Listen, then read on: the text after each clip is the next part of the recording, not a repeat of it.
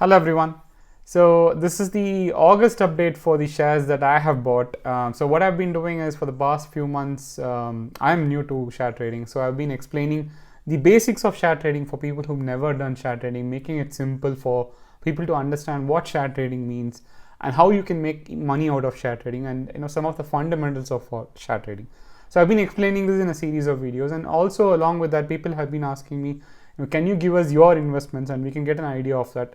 If not as a suggestion, you can basically tell us about how you've invested or how you've chosen your shares, and we can probably use some similar strategies. So which is what I've been doing from May. Did a posting in May and June and in July, and 3 months I've practically been posting about the shares that I've been buying and how they have been doing. So this is the August update for the shares that I have bought in August. But before we go into the shares that I have bought for August, I'm going to do two things. One, I'm going to explain what kind of profits am I making. I'm kind of, if you've been watching my videos from May, June, July, you probably already know what kind of profits I'm making, because I've been explaining all along.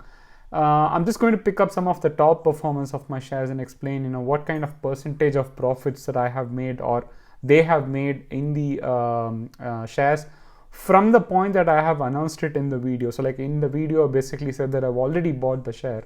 So even from that point, what kind of percentage, if you had bought it, for example, what kind of percentage you could have made. So I'm just going to explain that in a bit of detail. Also, the August shares that I have bought, I'm going to explain in a bit more detail why I bought that share, and towards the end of the video, I'll explain why I'm spending time to explain this August share in particular. So let's get into the video. Thank you. So the 6 shares that I have been mentioning from May, June, July, these are some of the top shares, and some of the shares where I still hold some investment after taking out some of the profits. And this is what I'm going to be talking about with regards to, just give you an example of how much percentage profit I would have made. So GGP, Greatland Gold, is a mining company. I mentioned it on 12th of May. So when I mentioned it in the YouTube video, the price was around 7 pence. And today the price is around 13 pence, roughly around 14 pence, I would say 16th of August when I'm making this video. So in about 2 or 3 months, the profit is about 92% from the time that I have invested. And the peak price went to about 15 pence, roughly, let's say about 2 weeks back. And then it has come down to 13 pence now. So the peak profit that I could have made was about 114%, which is almost double the investment that I had made in gold mine GGP. But like I said, GGP is one of my long-term holds, so I'm going to hold this. I'm not selling it at this point, even though I'm probably taken out a little bit of profit from it. AVCT is another test kit manufacturer that I spoke about in early May, in 12th of May. And I mentioned, when I mentioned it in the video, on that day it was about 1.20, even though I had bought it for a lot lesser. Like I said in the video, I bought it for around, say, let's say 70 pence. The current value on 16th of August is 1.50 pence. So even if you had bought it on that point, the current profit is about 25%.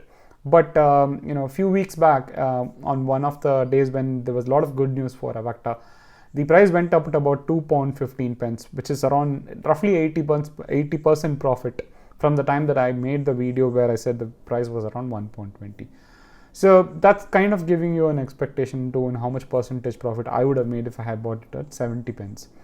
Tiziana Life Sciences is again something that I mentioned in my June video, which was on that day it was about 90 pence. Today it is about 1.70.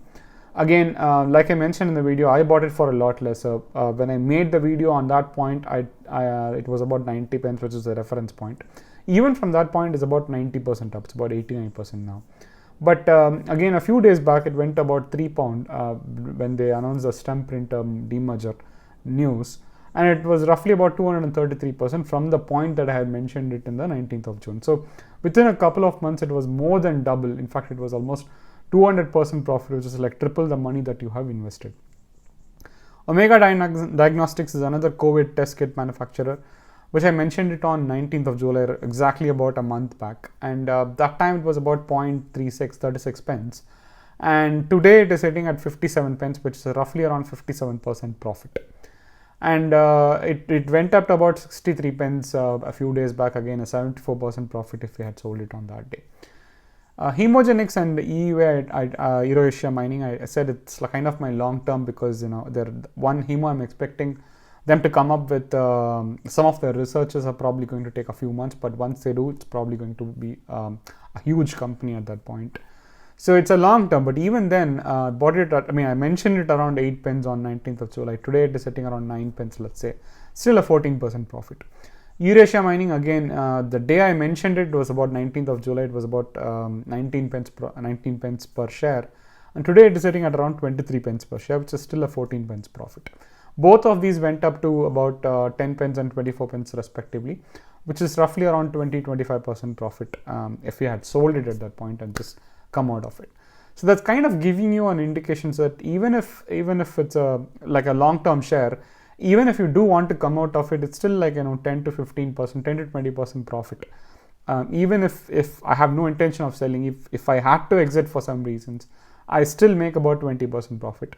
But the shares where I wait for a good profit, I could probably easily make close to 80 to 90% profit on an average, and that's kind of my profit margin. Because there are some shares which then compensate for it where I make probably a small loss.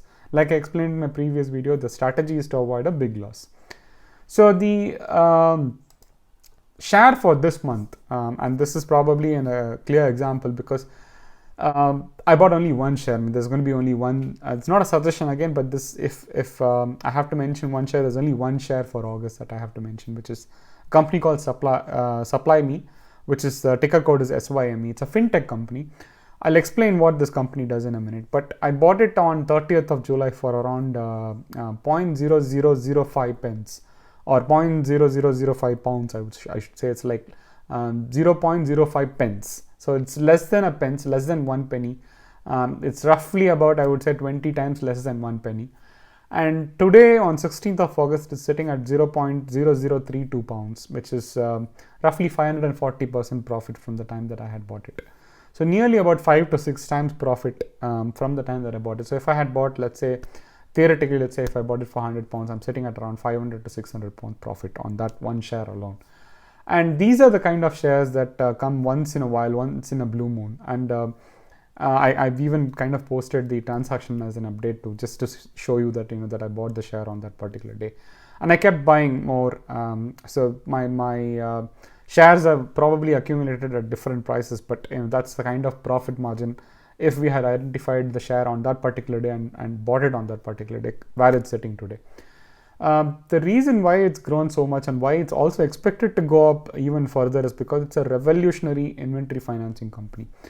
And I'm going to take some time to explain this company now. So what they do is they basically finance the inventory of companies. So a lot of companies will be sitting on idle inventory worth billions of pounds and billions of stocks. So this could be manufacturing companies, retail companies, name it, almost any big company, unless and until it's a services industry company, they'll be sitting on a huge inventory. Because they really need it for their manufacturing, they really need it for their retail whenever they need to quickly turn around. But sometimes what happens is this inventory kind of starts becoming idle and it's sitting in a rut. And if they really want to make money out of it, they have to go to a bank and ask for a collateral-based conventional loan. And a conventional loan, a bank will never give you 100% loan for the whole inventory. So if you have £1 million, for example, worth of inventory, the bank might give you like 20 to 30% inventory loans, which is traditionally what happens in the industry. Also, when the company takes a loan against the inventory, that sits as a debt in the company's balance sheet. So, and it also affects the company's credit rating and credit profile, because you basically taken a loan and the loan is sitting there that needs to be repaid. What SupplyMe does and how they are different is basically they are using a blockchain based inventory where they'll buy the inventory from the company, and whenever the company wants to use it, the inventory physically never leaves the customer's warehouse. Whoever is working with SupplyMe, they're basically selling it on paper. They are not actually physically moving the goods. The goods are still sitting in the same warehouse or same stock inventory where it used to sit. It's just moved on paper. And when the company wants to use certain inventory, either for manufacturing or for retail, they buy only the portion that they want. Like for example, if it's a big portion, they only buy the portion that they want on paper from SupplyMe at cost plus the 6% fees, which is where the company makes revenue. So this is kind of very very different to how the industry works. I'm going to explain it. Probably if you don't understand this in this format, I'm going to explain it in a whiteboard with a bit more detail, and we'll see how it works. So traditionally, what happens is that the companies, either be a manufacturing company or a retail company, let's say ABCD, right? They have different parts or different items that they need to maintain inventory on. This is because, like for example, if they're a manufacturer, they need to have raw materials. If there is a retail company, they need to maintain an inventory of goods that they need to sell. So always there needs to be a quantity that they need to maintain in their warehouse, which is what their inventory is made up of. So let's assume they need to maintain a quantity of 1,000 each for these four components, right? And these four components are what they need. And let's assume that the cost of each component is about $100. And so which roughly means that they need about $400,000 just for buying 1,000 quantity of these four components. So they will send a purchase order to a supplier. Generally, they'll buy it from some supplier, different suppliers, same supplier, whoever it is. And once they've sent the purchase order to the supplier will then basically give back the goods with a lead time. So the lead time could be like, it could be like they could be taking time for about 2 weeks, 3 weeks, or it could come in 2 months also. So they have requested the supplier for the goods, and the supplier is now either manufacturing it or he's procuring it from somewhere.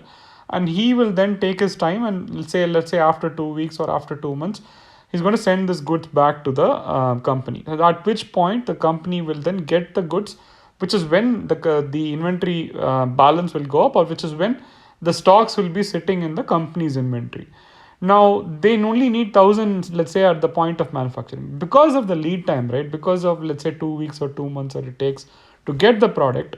They don't want to wait the next time again, for manufacturing goods or for selling it. They don't want to wait every time. They don't want to twiddle their thumbs and wait for 2 months. So let's say they order twice the quantity to hold it on their inventory. Now instead of 1,000, which is what their usage is, they have like 2,000 quantity each for these four components. So if the four components were costing them nearly $400,000, now because they need to maintain double the quantity because of the need, now their total inventory value or total money they spent to procure these goods is about $800,000. Now $800,000 is money already spent. They've already spent this money, and this inventory, these goods are basically sitting in their inventory, and it could be sitting idle. Like for example, COVID-19 scenario could occur. And if the COVID-19 scenario stopped, we all know the COVID-19 scenario stopped a lot of manufacturing. It put a lot of lockdown in place, which means the inventory is basically sitting idle now. And what happens is when the inventory is sitting idle, they can't make use of this money for something else, and they can't manufacture, and they can't move money around. And every company needs liquidity. Every company needs money. So this inventory, there is value in this inventory, but they can't release the value. It's basically sitting in a store, and it's getting them no value at all at any point. Now, if they want to release money using this inventory, the conventional method is to go to a bank. So what they generally do is they go to a bank and say that, okay, I have $800,000 of inventory. They'll submit all the proof, but the bank will basically not give 100% loan for it. They might, at say optimum level, they might give a 20% loan for their inventory, which means roughly it's around, let's say, $160,000 that they can get a loan for this $800,000 worth of inventory. But what happens when they get a loan is that they need to pay it back. Let's say £20,000. They need to pay interest on top of the loan when they pay it back. But this loan, it is creating a credit history for the company. It is impacting the credit rating because they have now borrowed money from the company. So it has gone into the credit history and also impacted their credit rating. And also, this loan is sitting as a debt in their balance sheet. So it is not going to look good when they have a debt in their balance sheet. Now, this is where there's so many problems that comes with the conventional loan method. And this is where the company called Supply Me comes in and says to the company ABCD, saying that I will buy your entire inventory worth of $800,000. I'll buy the whole inventory on books. And they go and inspect the inventory, they make sure that they have it, and then they buy the whole inventory on books. Using a blockchain inventory technology, they register the whole inventory of A, B, C, D, into their blockchain inventory, and they say that there is 2,000 quantity each, which is sitting in my it's sitting in the ABCD's warehouse, and it never physically moves. Physically, it is still sitting with ABCD, and the financial transactions takes place, indicating that SupplyMe has bought the entire inventory, and SupplyMe is the owner of the entire inventory. The inventory is physically sitting with ABCD. There is no logistical issues. There is no movement of goods. It is still physically very much with the ABCD. When the ABCD wants, when the company wants to use, let's say, 1,000 quantity, right? They pay the money that is required to buy back the 1,000 quantity from SupplyMe at cost, $10,000 or $100,000, whatever it is, at cost they pay, and then there is a 6% or whatever a percentage that SupplyMe has agreed with this company. There is a 6% fees in addition to buying the goods back from SupplyMe, and this 6% is the margin that SupplyMe gets, and this is the revenue model that SupplyMe has. So they've basically bought it for $800,000, and as and when the ABCD company wants to use these goods, they keep buying back the goods from SupplyMe on paper, and that is a monetary transaction only, because physically it is still sitting with them. So if they want to use it for their manufacturing, they can immediately start using it. If they want to sell it in the retail industry, they can immediately sell it. But because the transaction is all blockchain based, they can immediately get the goods out, and they can do a monetary transaction with SupplyMe just to move the inventory back to them, and then transact the inventory as if nothing had happened, as if it was always sitting with them. And it is always sitting with them. Physically, it was always sitting with them. So this is kind of a new revolutionary model, and it changes the conventional loan mechanism of inventory-based loans that used to exist in the industry. And what the analysts are predicting is that the SupplyMe could become the next fintech unicorn. A fintech unicorn is a terminology used to denote a billion-dollar company that has come out new and suddenly become a billion-dollar revenue-earning industry. SupplyMe are touted to become the next billion-dollar industry in the fintech industry. So because of their revolutionary technology and also a concept that they have bought in, which is completely different to all the loan mechanisms out there, this is going to enable a lot of companies which are sitting on idle inventory, billions and billions of pounds of idle inventory, and they've already started signing up with customers. So if you go to SupplyMe and to start reading about the customer base, the memorandum, they recently also signed a memorandum of understanding with UAE, United Arab Emirates. So there's a lot of interest that is now generated in their business model. So the reason why I explain this company in detail is because that's the kind of analysis that's needed for any company. Like, I work in IT, and I see a few people who work in IT who say that they don't need to understand the business that they work in, because after all, they're working in IT and they don't need to understand how the nuances of the business work. But what I do is, whichever company I go to work for, I try and understand the whole company, the whole workflow, the whole supply chain, whatever is required to make the company profitable. Because IT is an enabling solution. So, wherever you're sitting, right, you're basically an enabling solution for the company. So, you try and understand the business, then you can perform better in even your work. And I apply the same principle in share trading as well. If you're going to invest in a company, that's a lot of money that you worked for, that you're going to put in the company, which means that it's imperative that you actually spend time and invest your time in researching for the company. Like, for example, SupplyMe, I would have probably read for about 10 days before I decided that, okay, yes, they do have a value proposition. There are customers lined up. There's a lot of value in this company, and what the company is doing could be a big revolution for the industry, which is why I kind of invested the point that I invested in before the customers, or before the memorandum of understanding got introduced or got announced, before some of the customers got officially announced by the company. Kind of the business model was really appealing. And when you read about companies, you probably come across, like, let's say 50 companies, and you kind of nail it down to maybe 5 or 6 companies out of that. And you have to really do a lot of reading, a lot of research.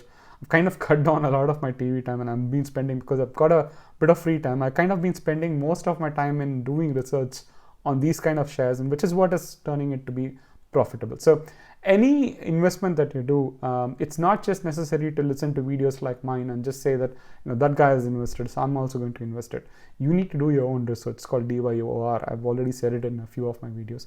Do your own research, and only when you believe in the company, you understood what the company does end to end, then invest in the company. So that's the secret of the success. So hopefully, touch wood again, hopefully, my shares keep growing, and hopefully I'm able to find these kind of shares because of the time that I spent, and hopefully this video was useful to you. So if it did, then please post your comments, and until next time, thank you, bye.